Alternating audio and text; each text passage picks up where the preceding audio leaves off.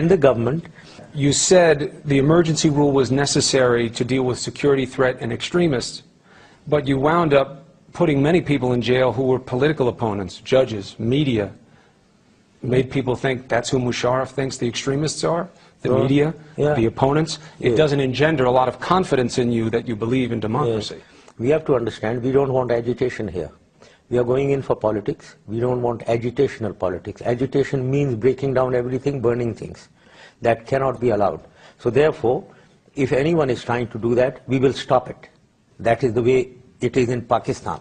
But you don't get locked up when you put out a story or say something that the government doesn't like. The issue is different, right? In your country, maybe you don't hang people. Here we hang people, okay?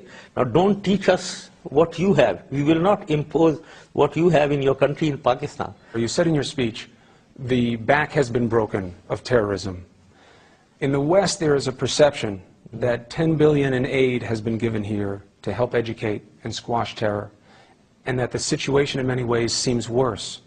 What do you say? We are fighting terrorism everywhere. But when you say about $10 billion, sir, this is most of the money is for services provided to troops, okay?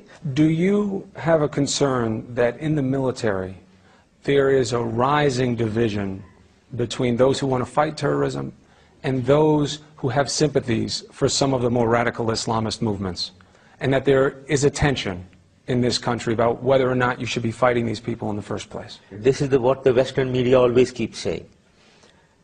We have gone through 30 years of turmoil.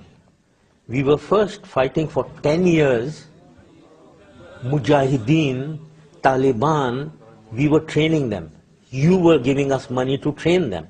You were giving us arms to hand over to them. That is what we were doing. For 1 decade we did that. And we launched a jihad together. Now suddenly you leave us. We handled this situation up to 9/11 for 12 years all alone.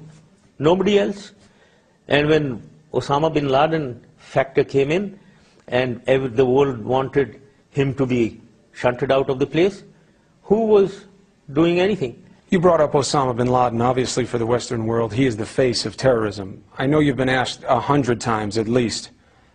They believe he's here. Why haven't you caught him? Could be. Could be. We are together on the intelligence. We are cooperating fully. And who has more intelligence? Intelligence is human intelligence, technical intelligence, aerial intelligence. Who has technical intelligence and aerial intelligence? The U.S. Yes, sir. But we cooperate very well. So if there is a failure, it's not Pakistan's failure. Please don't accuse us. So, if you knew where Osama bin Laden was, would you go in and get him and turn him over to the United States? No, let's not get into the semantics, but we will get the target. Yes, indeed, absolutely. Even if it were Osama bin Laden? Absolutely. And you would turn him over to the U.S.? Let's not talk about whether we'll turn him over to the U.S. or we'll do something here. How will we behave with him? We'll treat him very well or we'll beat him up or something. Why get into that? But it's a big question, certainly to the Americans. This is enemy number one for them. They want to know that their friend in Pakistan is on the same page and that if he caught Osama bin Laden, he'd turn him over. I think the people who need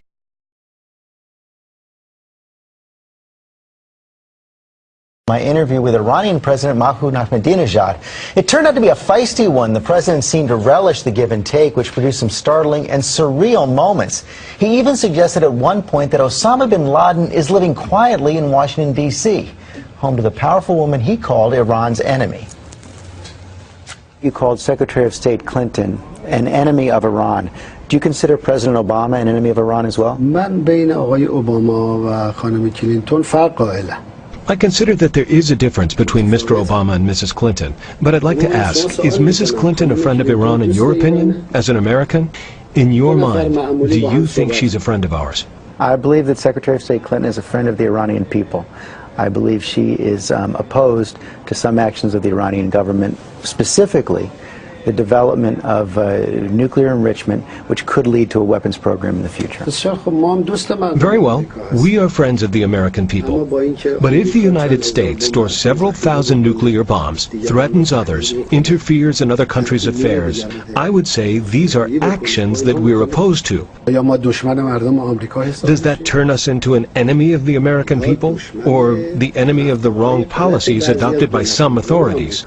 Is Mrs. Clinton a friend of the Iranian people? I represent the Iranian people. How are President Obama and Secretary of State Clinton different? Mrs. Clinton is interested in speedily moving relations with Iran to the point of a clash. Based on the information we possess, Mr. Obama does not have such an opinion. But there's a lot of pressure going around. I spoke with President Obama in Prague 3 weeks ago now. He said he would push very hard for another round of UN sanctions unless and until Iran comes into compliance with the International Atomic Energy Agency. No problem. Any measure he takes will be confronted by a position that we will announce. How so? We don't have a special friendship with Mr. Obama. We will act the same way as we have been doing so far against hostilities. Don't worry about us. We know how to defend ourselves. You're not concerned about sanctions, even though it's not just the United States, it's France, it's Great Britain. I spoke with President Medvedev in St. Petersburg. He said now it's time for sanctions against the Iranians as well. Iran is becoming increasingly isolated. We will not accept something that's being forced upon us. The issue that 3 or 4 countries possess a nuclear bomb and want to prevent the others from its peaceful nuclear energy goals, it is in violation of laws and against justice, and we will not accept it. Therefore, let's put it aside. This is not something that by threatening Iran or putting pressure on Iran will force Iran to change its positions. This is not something that will work. Its time has passed. For them, it is better to cooperate with Iran according to the laws. But Mr. President, do you understand? According to justice and on the basis of friendship. You talk about international law, you talk about principles of justice and friendship. Do you understand how so many in the world community cannot take your statements at face value about nuclear weapons? You say you don't want nuclear weapons when you refuse to comply with the guidelines set out by the International Atomic Energy Agency. 118 member states of the non-aligned movement have declared their support for Iran's position. Don't they count? 57 Islamic countries have supported the Iranian position.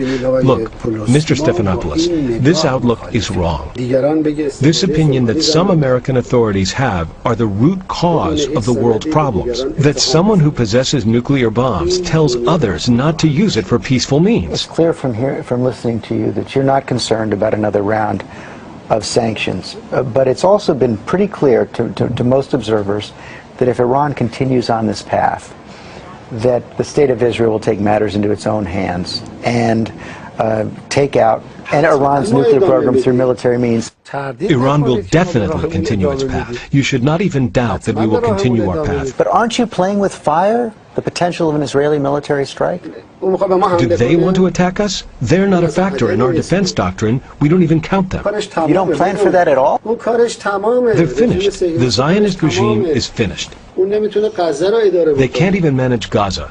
They want to get into a conflict with Iran? Everybody knows about this, and I'm surprised that you as a professional journalist don't know. All world politicians know about it. So you're not... The Zionist regime can't manage Gaza. Do they want to get into a conflict with Iran? One final question. There's a new documentary out that says that Osama bin Laden is living in Tehran. Is Osama bin Laden in Tehran? Your question is laughable. Why? The U.S. government has invaded Afghanistan in order to arrest bin Laden. They probably know where bin Laden is. If they don't know where bin Laden is, why did they invade? First, they invaded. Then they tried to find out where he is. Is that logical? Do you think this is logical? What I think is that you didn't answer my question. Is he in Tehran or not? Our position is quite clear. Some journalists have said bin Laden is in Iran. These words don't have legal value. Our position towards Afghanistan and against terrorism is quite clear. Is it true or not? Maybe you know, but I don't know. I'm asking you, you're the president of Iran. I don't know such a thing. You are giving news which is very strange. So let me ask it a different way. If you did know that Osama bin Laden was in Tehran, would you show him hospitality? Would you expel him? Would you arrest him? I heard that Osama bin Laden is in Washington, D.C.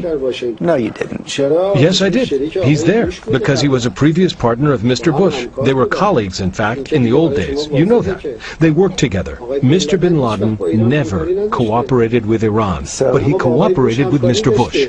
I'll ask one more time and then I'll let you go. If you knew that Osama bin Laden was in Tehran, which you say you don't, if you knew, would you expel him? Would you arrest him? Would you show him hospitality? Our borders are closed to the illegal entry of anyone. Anyone, whoever that may be. Whether it's the 3 American mountaineers, Mr. bin Laden, or anyone else, the borders are closed. Our position is clear. But you deny categorically that he's in Tehran today. He is not, Osama bin Laden is not in Tehran today? Rest assured that he's in Washington. I think there's a high chance he's there. I don't agree. But thank you for your time, Mr. President.